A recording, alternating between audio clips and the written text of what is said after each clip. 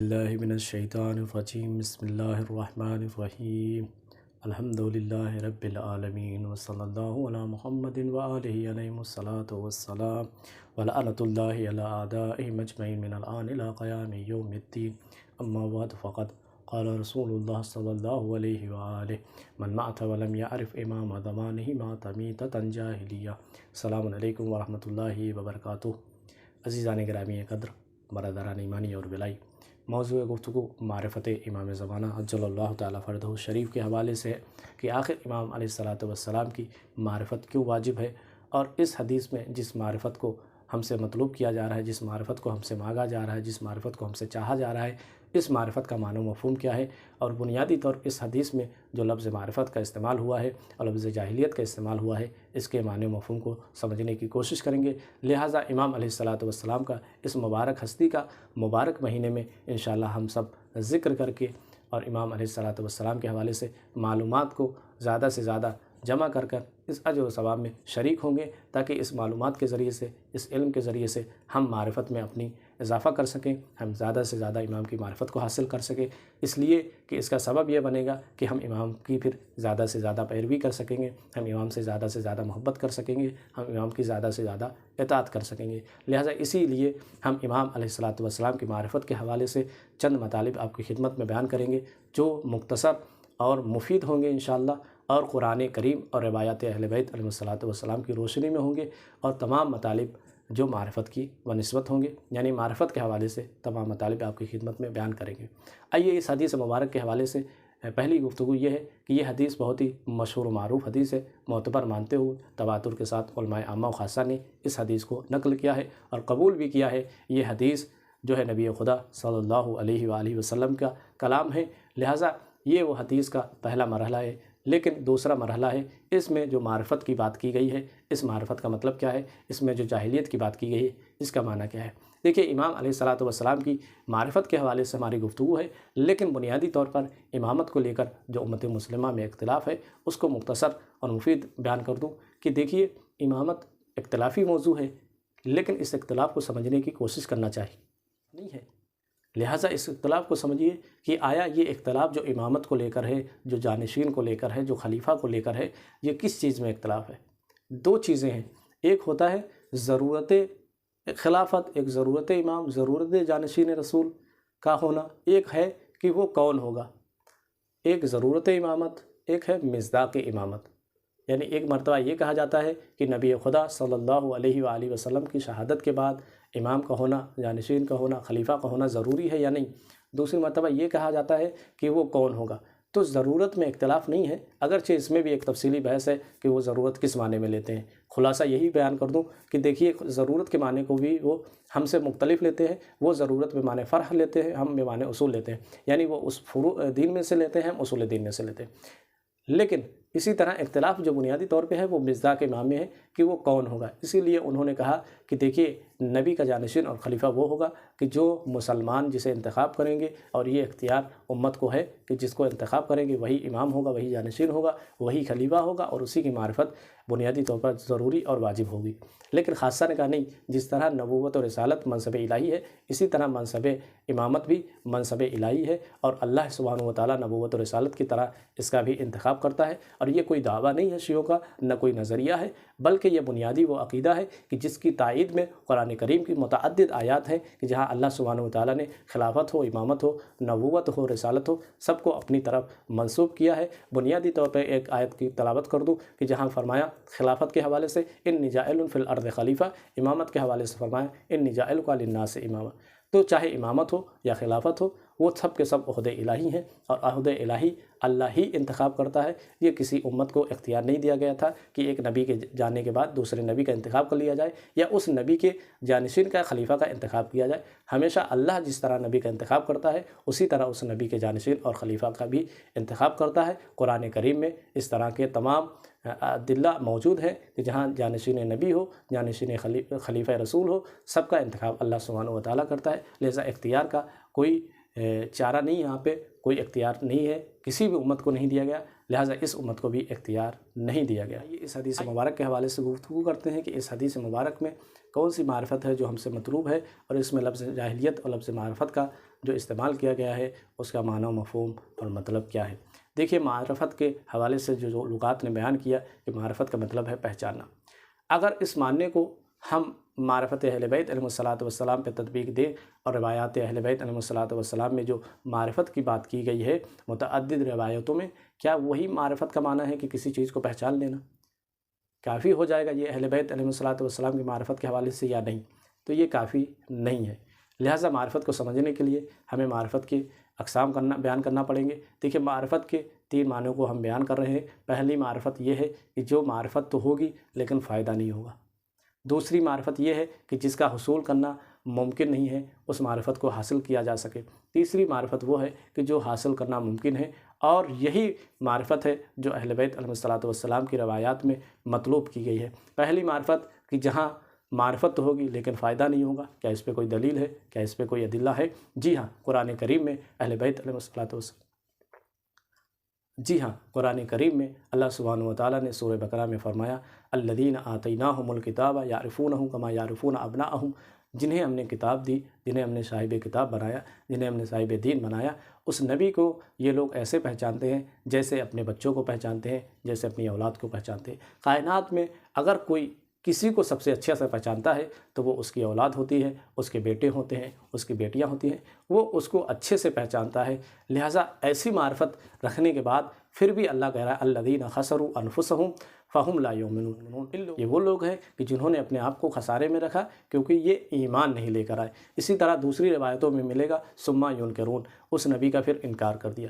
یعنی آپ سوچئے کس معیار کی معرفت ہے کہ جہاں انسان دنیا میں اگر سب سے اچھا کسی کو پہچانتا ہے وہ اولاد کو پہچانتا ہے۔ اللہ کہہ رہا ہے ان کے پاس اس نبی کی ایسی معرفت تھی جیسے اپنے بچوں کی ہوتی ہے، پھر بھی اس نبی کا انکار کر دیا، پھر اس نبی پہ ایمان نہیں لے کر آئے۔ اس کا مطلب کیا ہوا؟ اگر ایمان نہیں لے کر آئے، اگر اس نبی کو انکار کر دیا ہے تو اس کا سبب کیا بنے گا؟ کہا جہنم۔ یعنی معرفت رکھنے کے باوجود اس معیار کی جہاں بیٹوں کی طرح کی معرفت ہے پھر بھی لوگ جہنم میں جا رہے ہیں۔ تو یقیناً جو روایات اہل بیت علیہ الصلاۃ والسلام میں معرفت کے حوالے سے گفتگو ہوئی ہے وہ اس معنی میں تو نہیں ہے جہاں معرفت تو ہو لیکن پھر بھی لوگ جہنم میں جا رہے ہوں، پھر بھی لوگ جو ہے امام پر، نبی پر، رسول پر، خدا پر ایمان نہ لے کر آئیں معرفت رکھنے کے بعد۔ تو یہ معرفت کا معنی روایات اہل بیت علیہ الصلاۃ والسلام میں یقیناً نہیں بیان کیا گیا ہے۔ اسی طرح آپ کو تاریخ میں مقاتل میں بھی مل جائے گا۔ شمر ملعون نے امام حسین علیہ الصلاۃ والسلام کے حوالے سے فرمایا تھا اے حسین میں آپ کی معرفت رکھتا ہوں۔ کیا شمر ملعون امام حسین کی معرفت رکھتا ہے؟ کوئی قبول کرے گا مسلمان کہ امام حسین کی معرفت رکھتا ہے؟ تو اگر آج جو معرفت کے معنی رٹوا دیے جا رہے ہیں، اگر ایسی معرفت کو مان لیا جائے تو پھر یقیناً ماننا پڑے گا شمر کو بھی امام حسین کی معرفت ہے۔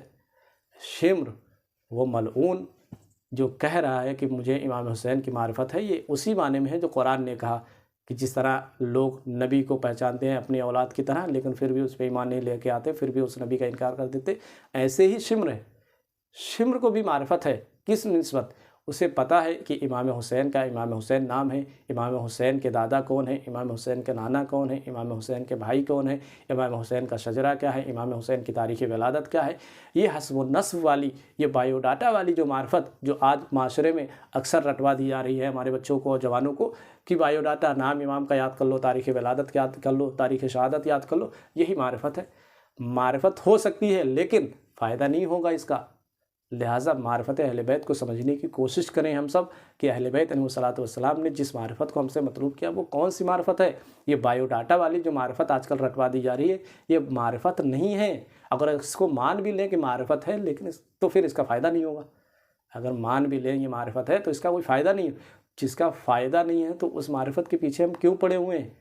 بلکہ ہم اس معرفت کے پیچھے پڑیں کہ جو اہل بیت علیہ الصلاۃ والسلام کی روایات میں ہم سے مطلوب ہے۔ آئیے دوسری معرفت کے حوالے سے گفتگو کرتے ہیں۔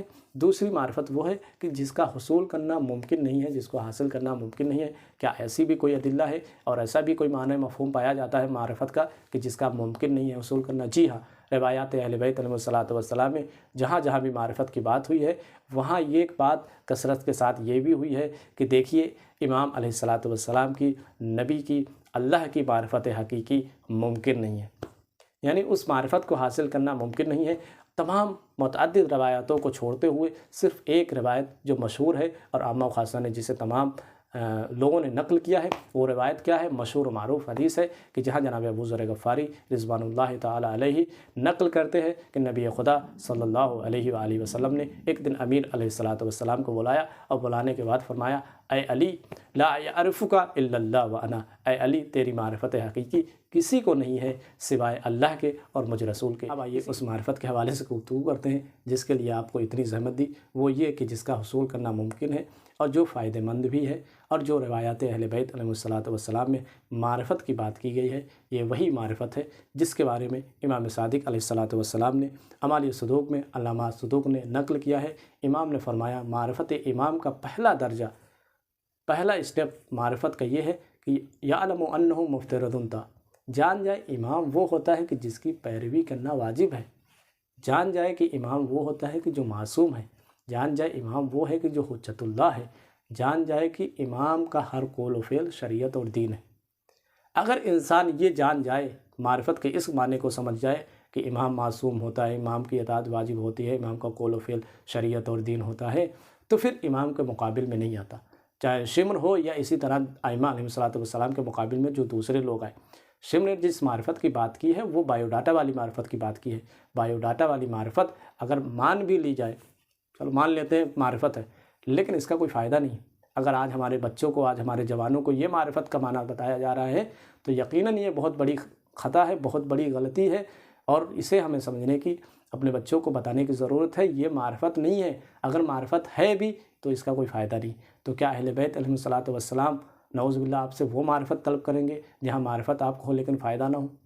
یقیناً اہل بیت علیہ السلام کی روایت میں اس معنی کو نہیں مطلوب کیا گیا ہے۔ معرفت کا مطلب یہ ہے کہ امام کو امام مانو، امام کی اطاعت کو واجب سمجھو، امام کا قول و فعل شریعت اور دین سمجھو، اور یہ مان لو کہ ان کے بعد کوئی امام نہیں ہے، کوئی ان کی منزلت پر پہنچنے والا نہیں ہے، کوئی بھی ان کے درجے کے مساوی نہیں ہو سکتا ہے، کوئی بھی معصوم علیہ السلام کی معرفت کے حقیقی کو نہیں حاصل کر سکتا ہے، مگر یہ کہ وہ معرفت جو امام کو امام مانا جائے، یہ پہلا درجہ ہے۔ پھر اس کے بعد امام علیہ السلام کے حوالے سے جتنا علم میں اضافہ ہوتا جائے گا، امام کے بارے میں جتنا پڑھیں گے، جتنی دعائیں پڑھیں گے، جتنی زیارتیں پڑھیں گے، امام کی حدیث اور روایات کو سنیں گے، پڑھیں گے، امام کے بارے میں جتنی جانکاری ہوگی، جتنا علم ہوگا، پھر اسی طرح معرفت میں اضافہ ہوتا رہے گا۔ معرفت کوئی معین نہیں ہے، معرفت کے درجات ہیں، اسی لیے انسان کو جتنی علم کے بارے میں، اسی لیے امام کی بنسبت جتنا جس کے پاس علم ہوتا ہے اتنی ہی معرفت ہوتی ہے۔